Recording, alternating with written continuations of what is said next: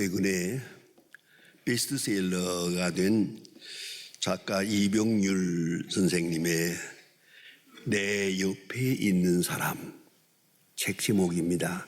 내 옆에 있는 사람이라고 하는 책이 나와서 많은 사람에게 감동을 주고 있습니다. 그 내용 중에 있는 한마디를 제가 읽겠습니다. 이 사실을 알기까지 오랜 세월이 걸렸습니다. 내가 좋은 사람이 되지 않으면 절대 좋은 사람을 만날 수 없다는 것을, 내가 스스로 행복한 적이 없다면 다른 사람을 행복하게 할 수 없다는 것을, 내 옆에 있는 사람이 왜 그 사람이어야 한다고 묻는다면 내가 얼만큼의 누구인지 알기 위해서라는 것을 이제서 깨달았습니다 라고 말합니다. 한 세월 살면서 이만큼 깨달을 수 있다면 훌륭하게 산 사람이라고 생각합니다. 오늘 이 세대의 가장 큰 문제가 뭐겠습니까? 언젠가 제가 집에 들어갔더니 제 내자가 이렇게 말해요. 요새 텔레비전을 보니까 그 치매가 무섭더만. 그래서 내가 지금 집중적으로 기도하기로 했어. 뭔데? 치매에 걸리지 않게 해주세요. 그게 기도 제목이라고. 뭐 잘 살고 오래 살고 오래 살고 그거 중요하지 않아. 제발 치매에 걸리지 않게 해주세요 라고 기도하기로 결심했다고 해서 열심히 하라고 그랬죠. 며칠 있다가 여보 나 기도 제목 바꿨어. 뭐라고 바꿨는데 치매에 걸리기 전에 죽게 해주세요. 그게 훨씬 낫다네 그랬어요. 여러분, 살고 죽는 게 중요하지 않습니다. 이제는요 심각합니다. 치매. 여러분, 언제부터 걱정해야 되는지 아십니까? 65세부터.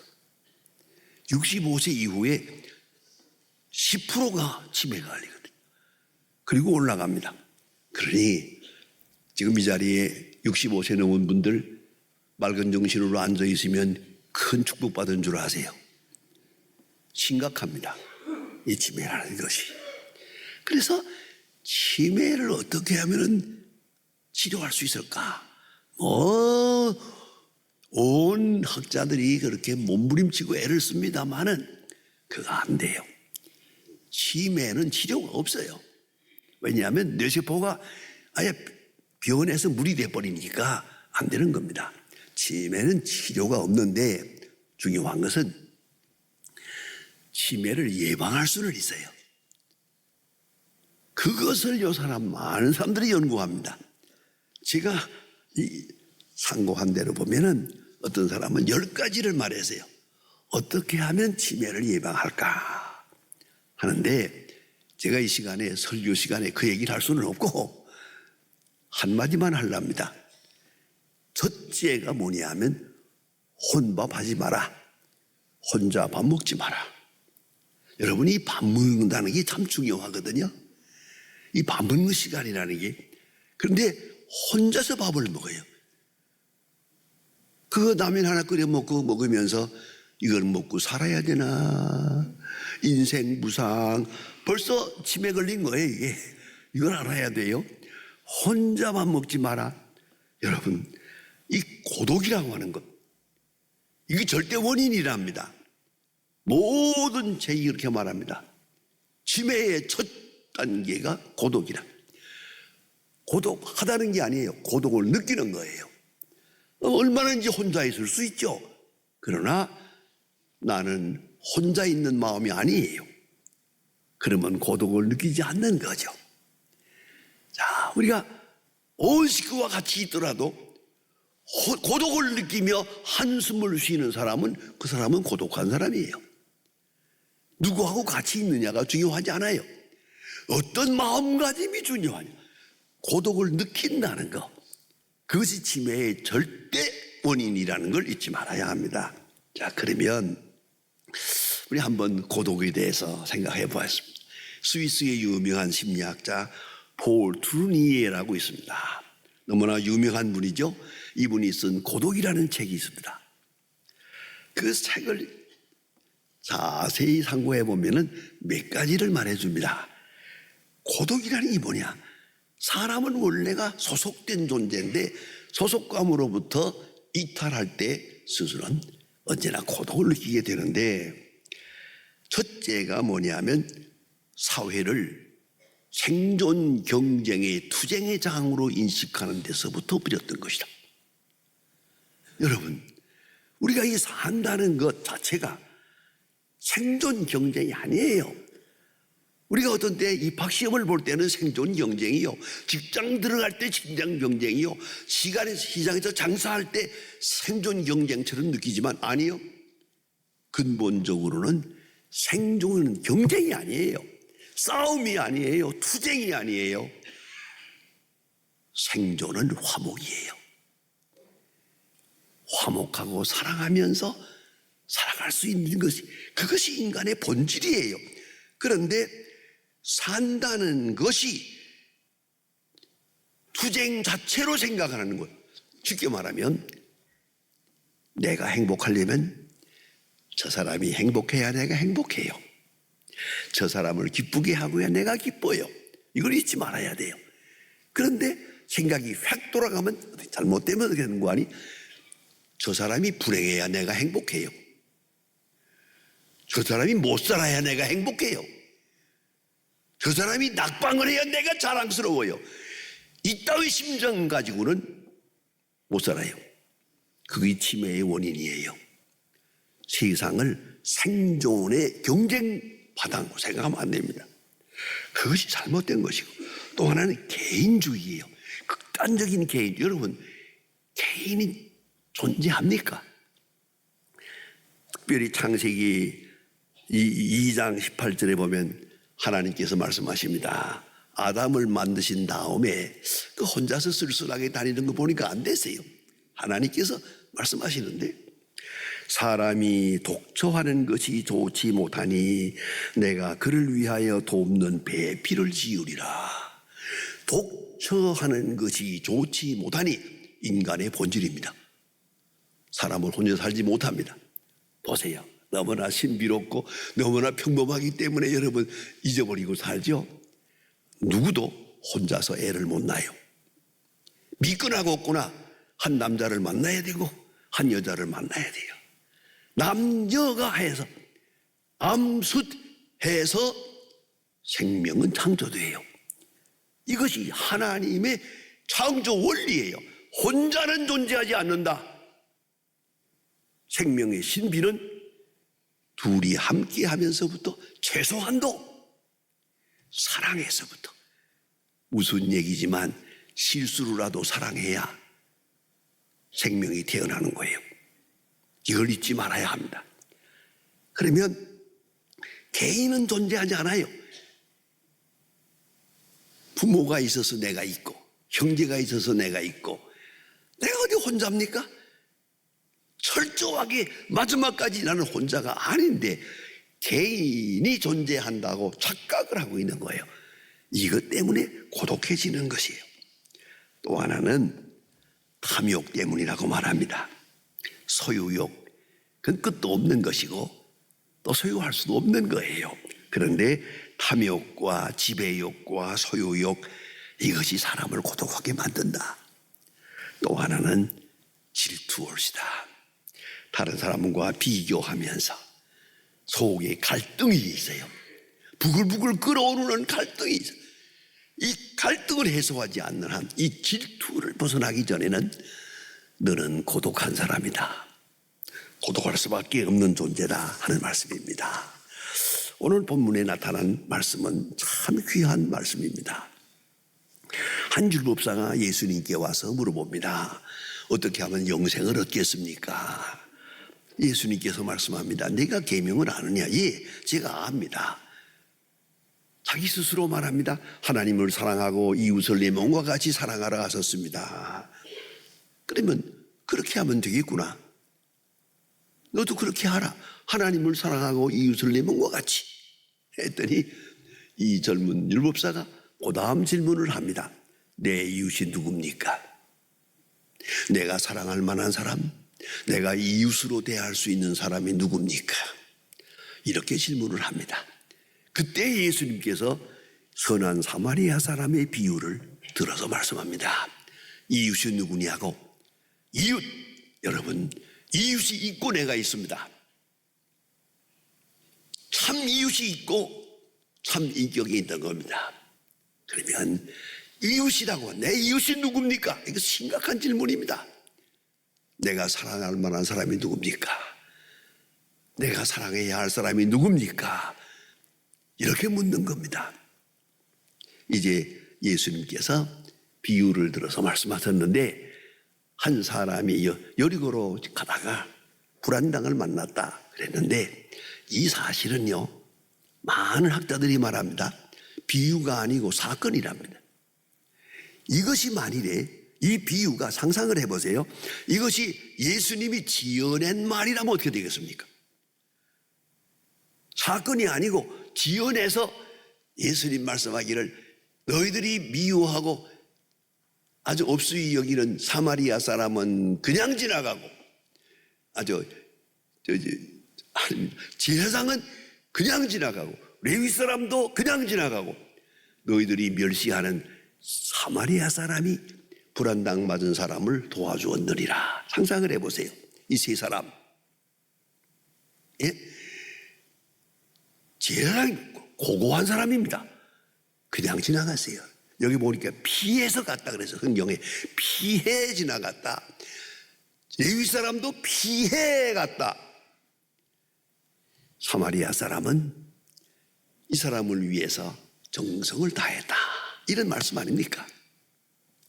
이것이 만일에 지어낸 말이라면 예수님은 이 사건 하나만 가지고도요, 요새 말로 명예훼손죄로 걸립니다.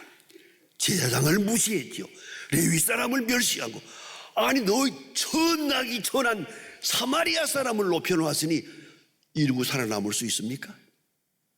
그런 거로 많은 학자들은 말합니다. 이거는 지어낸 말이 아니고 사건이요, 요새 말로 말하면 신문에 난 얘기예요. 다 알아요. 모두가 다 알고 있어요. 이런 일이 있었다는 걸 다 알고 있어요.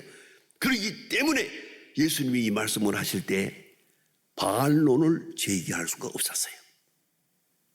아주 중요한 말씀입니다. 오늘 이 사건 보세요. 여리고로 가는 길에 불안당 강도 만난 사람이 있다. 어떻습니까? 오늘 이 사건이 있다면 당장 첫째는 몽관이 아마도 사회를 비난할 겁니다. 또 강도를 나무랄 겁니다. 예수님, 이 사건 속에서 강도를 나무란 말이 없습니다. 왜 강도가 있는 세상이냐? 대낮에 왜 이런 강도가 있느냐? 이 사회가 이러는 거, 사회가 잘못됐고 강도가 잘못됐다, 이렇게 송토하게 했지만 예수님에게는 그런 말씀이 없어요.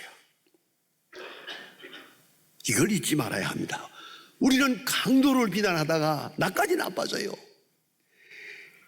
강도 만난 사람을 가지고 비난하다가 내가 어느 사이에 강도 이상의 악한 사람이 되어버린단 말이에요. 비난을 조심해야 됩니다.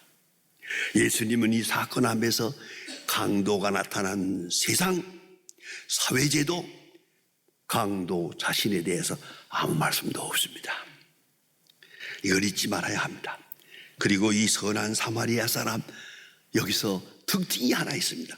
선한 사마리아 사람의 이름이 없습니다. 이름이 없다는 걸 잊지 마세요. 아무개라고 하는 이름이 없어요. 단 선한 사마리아 사람일 뿐입니다. 특별히 유대 사람들이 멸시하는 사람들입니다. 전대하는 그 사마리아 사람, 여기 나타납니다. 그리고 제사장 레위 사람들이 왜 피해 갔느냐, 강도 만난 사람을 보면서 왜 비껴갔느냐, 그것은 당당한 이유가 있습니다. 이 사람들은 성전에서 봉사하는 사람들입니다. 24반열 중에 차례를 기다리다가 자기 차례가 돌아와서 지금 예루살렘에 가서 성전에서 봉사하기 위해 가는 겁니다. 가다가 만일에 이 시체를 만지면 이제는 부정해서 모처럼의 기회를 놓치고 성전에서 봉사할 수 없게 됩니다. 이 사람 봉사하다가 이 사람이 죽어버리면 시체를 만진 결과가 되니까 소중한 하나님과 일하는 이 성직의 직분을 감당할 수 없게 된단 말이에요. 그래서 피해 간 겁니다. 자, 이 사람들은 자기 직분에 충실했습니다. 성직에 충실했습니다마는 하나님의 뜻을 외면했습니다. 그런데 사마리아 사람은 이 사람을 돌아보아 주었다. 오늘 본문에 보는 대로 오직 불쌍히 여기고, 뭐 이 사람이 유대 사람이냐 사마리아 사람이냐 누구냐 상관하지 않습니다. 강도 만난 사람입니다. 그 하나뿐입니다. 그래서 궁휼을 베풀고 봉사하는데, 여러분 아시는 대로 이렇게 봉사하다 보면 지금 여기 강도가 이 근방에 있을 거란 말이 아직도. 어쩌면 이 사람 강도 만난 사람 봉사하다가 자기가 또 강도 만날 수 있거든요. 같은 위험에 처할 수 있다는 걸 잘 알고 있습니다. 그래도 봉사해야 합니다. 이것이 선한 사마리아 사람의 비유요. 뿐만 아니라 더 중요한 것은 책임을 집니다. 내가 다 치료해 줄 뿐만 아니라 여관에 데리고 가서, 그리고 내가 지금 바빠서 가는 길인데 돌아올 때 다시 만나서 당신이 얼마의 비용이 드든지 내가 후비를 내겠습니다. 이 사람 치료하는 건 내가 책임지겠습니다. 책임을 지는 마음, 불안당을 당한 이 사람의 이 비참함을 같이 책임지는 이 마음이 가장 아름다운 것이었어요. 무엇보다도 중요한 것은 대가성이 없습니다. 고맙다는 말을 들었는지 말았는지 알 바가 아니고요. 아무 조건이 없습니다. 그리고 가장 큰 특징은 선한 사마리아 사람의 이름은 없습니다. 그리고 훌쩍 떠나갑니다. 이것이 선한 사마리아 사람입니다.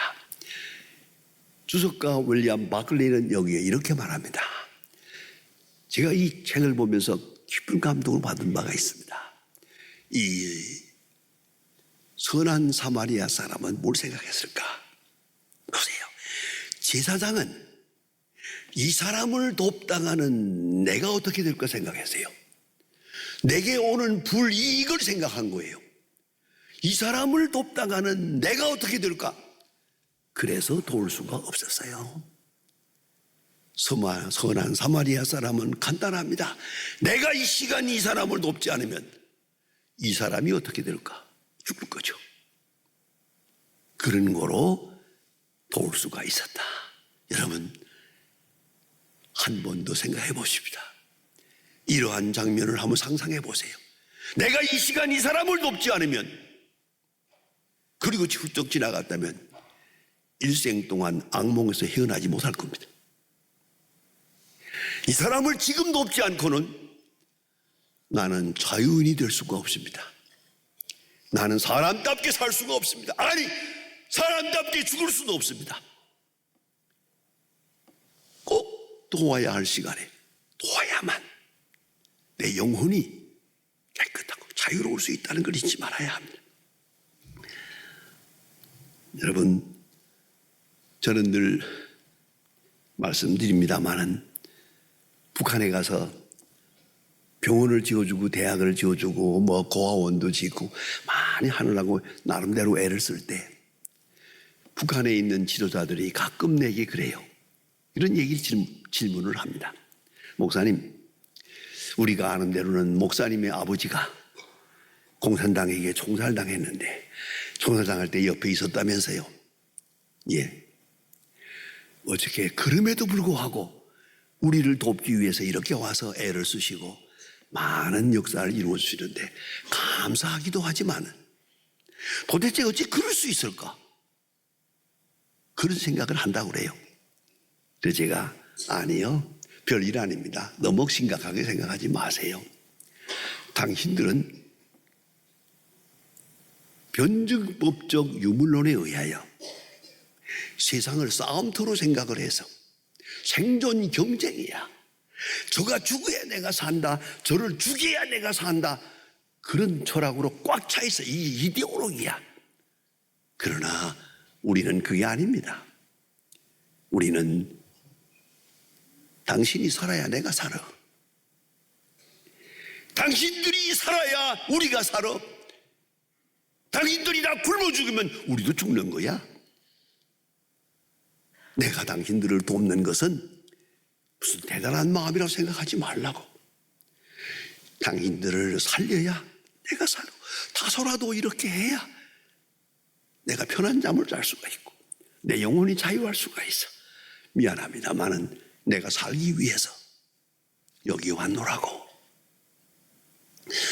목회하면서 경험한 사실은 참 일생 동안 중요한 기억과 또 좋은 교훈이 됩니다. 내가 여기저기 다니면서 얘기하는 소망교회 권사님에 대한 얘기를 늘 하고 또 하고 또 합니다. 권사님, 애들은 다 유학 가고 남편은 세상 떠났고 돈은 넉넉해요. 이렇게 살 수는 없잖아 해서 무언가 의미 있는 일을 할 거다 생각해서 호스피스 간병원이 됩니다. 호스피스란 이제 이 사람은 3개월 내에 죽을 사람이요, 이 사람을 따로 모았습니다. 그걸 호스피스 병동이라고 합니다. 이거 죽는 시간만 기다리는 사람들입니다. 그분들을 위해서 봉사하는 것을 호스피스 간병원이라고 합니다. 이것은 공부해가지고 시험까지 보아야 됩니다. 합격해서 간병원 자격을 얻었습니다. 맨 처음에 가서 만났습니다. 한양대학 부속병원 간병원에 가서 만났어요. 80대 노인 할아버지가 있는데 이분이 지금 죽을 날을 기다리고 있습니다. 그분을 위해서 봉사하기로 마음먹었습니다. 열심히 음식을 입에 넣어드리고 목욕을 시켜드리고 화장실에 모시고 가고 그 굳은 일을 다 이렇게 죽을 때까지 해야 됩니다. 이거는 그렇게 약속이 되어 있는데 이렇게 열심히 봉사하되 마음속에 이 할아버지를 내가 구원해야겠다 해서 그분을 위해서 기도합니다. 구원하게 해달라고 기도하면서 찬송도 불러드리고 성경도 읽어드리고 설교 테이프도 틀어드리고 또 이런 이야기를 또 해드리고 이렇게 친절하게 해드렸어요. 마지막에 이 할아버지가 너무 마음이 좋아가지고 너무 기뻐가지고 그랬답니다. 아줌마, 나하고 결혼합시다. 그랬지. 아직 며칠 후에 죽을 사람인데 결혼합시다. 그러니까 이 권사님이 너무 재미있어요. 합시다. 왜요? 그분 대답이 이렇습니다. 내가 과부인데 한 번 과부나 두 번 과부나 과부야 과부지 까이꺼 뭐 합시다 그래야 돼요. 이게 얼마나 대단합니까? 이런 마음이. 결혼했더니요 변호사를 시켜가지고요 혼인신고 다 해버렸어 벌써. 그러니까 이제는 법적으로는 부부가 된 겁니다 이제. 그러나 말거나 권사님은 열심히 사랑하는 마음으로 이렇게 봉사했습니다. 마지막에 돌아가실 때 손을 딱 잡고 하나님이 나를 사랑하사 당신 같은 천사를 보내서 나를 구원해 주시니 감사하다고. 하나님 감사합니다. 아줌마 감사합니다. 나는 세상에 당신같이 예쁜 여자를 본 일이 없어. 그리고 딱 손을 잡고 세상을 떠나세요. 떠난 다음에 이 권사님의 말을 들어보세요. 권사님 앞으로 9억 돈이 왔습니다. 이 돈을 주고 싶은데 이렇게 해야 줄 수가 있거든요. 미망인을 만들어야. 그래서 9억 현금이 왔는데 그것이 중요한 게 아니야. 권사님 말씀을 들어보세요. 나는 결혼도 해봤고 연애도 해봤고 자식도 키워봤습니다만은 이 할아버지하고 사는 3개월 동안 이 3개월이 없었더라면 난 세상을 잘못 살 뻔했습니다. 너무나 행복했습니다. 너무나 아름다웠습니다. 이렇게 간증하고 있습니다. 이웃이 누굽니까? 내가 필요한 사람이 아니에요. 나를 필요로 하는 사람이에요. 나를 도와줄 사람이 아니야. 내가 도와줘야 할 사람이요. 그것이 내 이웃이요. 그 이웃 관계가 바로 될 때 내가 사람 되는 거예요. 내가 그리스도인이 되는 거예요. 이걸 잊지 말아야 합니다. 내 이웃이 누굽니까? 고독해요? 고독은 죄입니다. 절대 고독할 수 없습니다. 고독해서는 안 됩니다. 왜요? 내가 도와야 될 사람이 많으니까요. 내가 할 일이 얼마든지 있으니까요. 절대 고독할 수 없습니다. 다시 한번 물어봅시다. 내 이웃이 누굽니까? 묻는 사람은 고독한 사람입니다. 이웃은 내 주변에 얼마든지 있습니다. 이 이웃과 함께 하나님의 사랑을 실천하고 하나님의 사람으로의 모습을 점점 이루어가는 것입니다.